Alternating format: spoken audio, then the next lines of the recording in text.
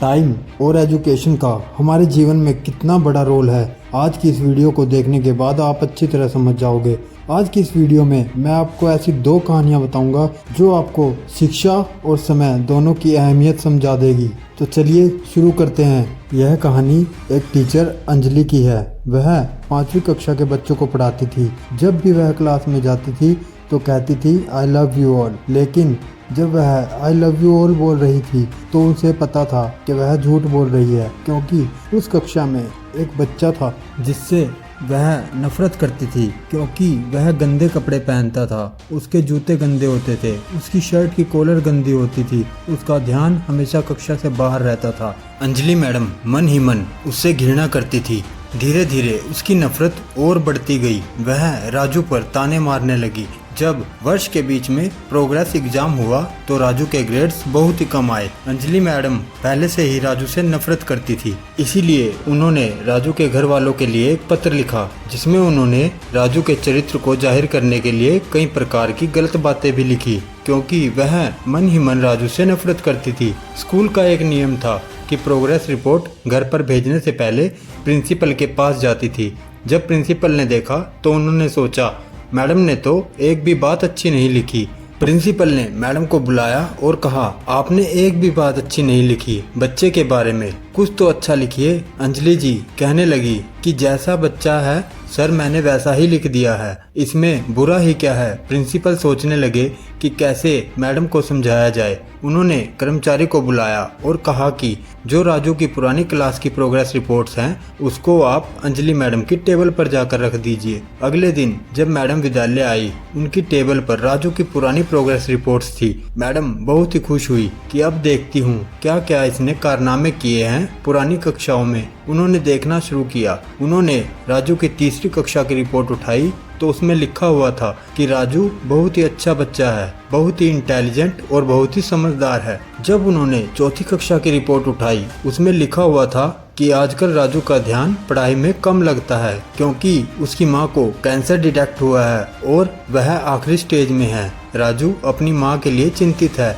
उसका ध्यान अब पढ़ाई में नहीं लग रहा है। रिपोर्ट के आखिर में हेडमास्टर का एक कमेंट था कि अब राजू की मां इस दुनिया में नहीं रही। हम सब शिक्षकों को मिलकर राजू की जिंदगी को बचाना है, उसकी जिंदगी की चमक को बचाना है, उसके भविष्य को बनाना है। जब यह सब मैडम पढ़ रही थी तो उनकी आंखों से आंसू आ रहे थे। वह रो रही थी कि मैं एक मासूम दुखी बच्चे का दुख समझ ना सकी। अगले दिन जब वो कक्षा में गई तो उन्होंने फिर से कहा आई लव यू ऑल, लेकिन एक बार फिर से वह झूठ बोल रही थी, क्योंकि अब की बार उनके मन में राजू के लिए बहुत सारा प्यार था, लेकिन बाकी बच्चों के लिए कम था। उस दिन के बाद से उन्होंने राजू पर बहुत ज़्यादा ध्यान देना शुरू किया, उसकी पढ़ाई को लेकर उसे समझाना शुरू किया, उसका ख्याल रखना शुरू किया। 5वीं कक्षा का जब रिजल्ट आया तो राजू ने कक्षा में टॉप किया। 5वीं तक का स्कूल था। उसके बाद बच्चों को दूसरे स्कूल में जाना था। आखिरी दिन बच्चे शिक्षक के लिए तोहफे लेकर आए थे। राजू अंजलि मैडम के लिए गिफ्ट लाया, पर उस गिफ्ट पर पैकिंग नहीं थी। मैडम ने उस गिफ्ट को खोला तो उसमें एक छोटी सी परफ्यूम की बोतल और एक कंगन था। मैडम ने वह कंगन पहन लिया और परफ्यूम भी लगाया ताकि राजू खुश हो सके। राजू अटकटाती आवाज में रोते हुए बोला यह परफ्यूम मेरी मम्मी लगाती थी और आप मेरी माँ की तरह लग रही हो। वह यह बोलते समय रो रहा था। अंजलि मैडम ने राजू को गले लगा लिया और रोने लगी। मैडम ने आंसू पोंछते हुए कहा बेटा तुम जिंदगी में बहुत कामयाब इंसान बनो, मेरी ईश्वर से प्रार्थना है, पर अपनी इस मुंह बोली माँ को कभी भूल मत जाना। उस दिन के बाद से राजू दूसरे स्कूल में चला गया। वह पढ़ता रहा। हर वर्ष परीक्षा का जब रिजल्ट आता तो एक चिट्ठी मैडम के पास आती थी, जिसमें लिखा होता था कि मैं अच्छे अंकों से पास हुआ हूँ माँ। बहुत सालों के बाद अंजलि मैडम जब रिटायर हो चुकी थी तब उनके घर पर एक शादी का आमंत्रण पत्र आता है, जिस पर नाम IAS राजू श्रीवास्तव लिखा था। वह राजू की शादी का कार्ड था। मैडम राजू की शादी में पहुंचती है। जब राजू उन्हें देखता है तो वह सब कुछ छोड़कर उनके पास आ जाता है और उनका हाथ पकड़कर स्टेज पर ले जाता है। यह देखकर सभी अचंभित हो जाते हैं, क्योंकि राजू दूल्हे के लिबास में था।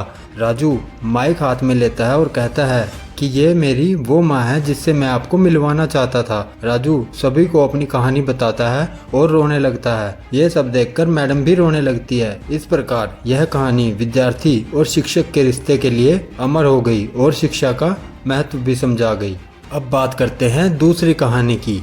एक बार की बात है, एक गांव में एक बूढ़ा आदमी रहता था। वह बूढ़ा आदमी अपने बेटे से बहुत परेशान था क्योंकि उसका बेटा बहुत ही नालायक था।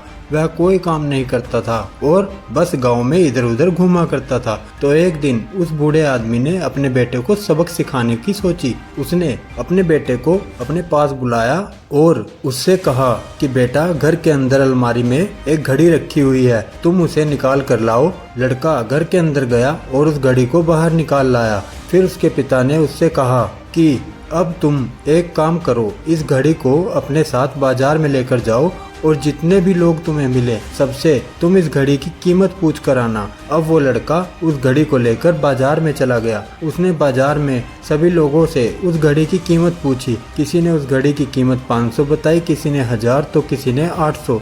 सभी लोगों ने उस लड़के को उस घड़ी की कीमत अलग अलग बताई और कई लोगों ने एक जैसी। वह लड़का अपने पिता के पास वापस आया और उसने अपने पिताजी से कहा। सभी लोगों ने इस घड़ी की कीमत अपने हिसाब से बताई, किसी ने 500, किसी ने 1000 तो किसी ने 800। अब उस बूढ़े आदमी ने अपने बेटे से कहा कि बेटा ठीक है, घड़ी को तुम अलमारी में रख दो और जाओ। अब अगले दिन फिर से उस बूढ़े आदमी ने अपने बेटे को बुलाया और उसे फिर से अलमारी से घड़ी लाने को कहा। लड़का फिर जाता है और अलमारी से घड़ी निकाल कर लाता है। अब उस बूढ़े आदमी ने अपने बेटे से कहा कि बेटा जाओ और आज तुम इस घड़ी के अंदर जो समय चल रहा है उसकी कीमत पूछ कर आओ। लड़के को समझ नहीं आ रहा था कि उसके पिताजी उससे क्या करवाना चाह रहे हैं। वह दुखी मन से फिर से घड़ी को लेकर बाजार में चला जाता है और सभी लोगों से उस घड़ी के अंदर जो समय चल रहा था उसकी कीमत पूछता है। लोगों को लगता है कि इस लड़के की मानसिक स्थिति ठीक नहीं है। कल यह घड़ी की कीमत पूछने आया था और आज समय की। बहुत से लोगों ने उसे भगा दिया और कुछ लोग उस पर हंसने लगे। अब लड़का परेशान हो जाता है और सोचता है कि यह मेरे साथ क्या हो रहा है। तभी वह आखिरी बार एक बूढ़े आदमी की दुकान पर जाता है। वह बूढ़ा आदमी बहुत ही व्यस्त था। वह उस लड़के का सवाल सुनते ही समझ गया कि लड़का उससे क्या पूछना चाह रहा है। उस बूढ़े आदमी ने अपना कुछ समय निकाल कर लड़के से कहा,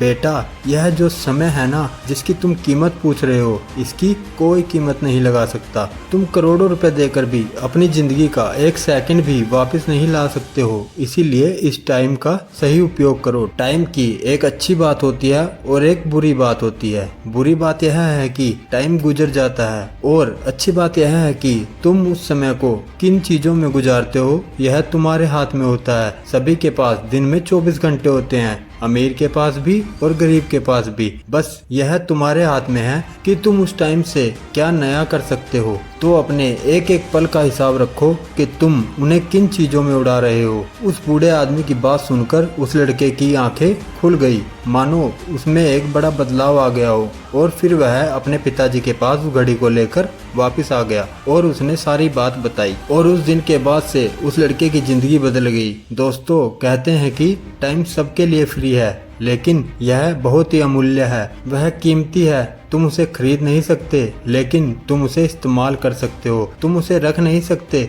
लेकिन तुम उसे खर्च कर सकते हो। और अगर एक बार तुम इसे गवा देते हो तो तुम इसे कभी वापस नहीं पा सकते। तो अपने टाइम का सही उपयोग करो।